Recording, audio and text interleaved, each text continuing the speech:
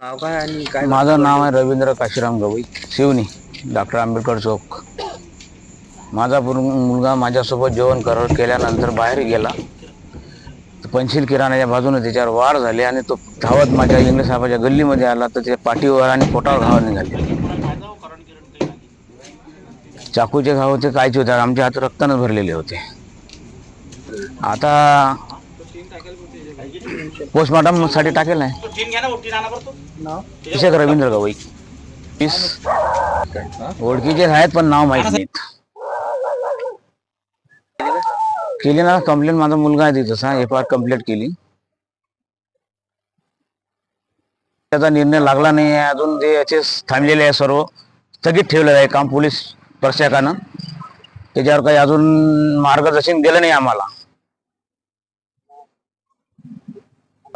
जतपर्यंत त्याच्यावर कारवाई होत नाही तत्पर्यंत माझ्या मुलाचा मी अस्तित्व उचलणार नाही.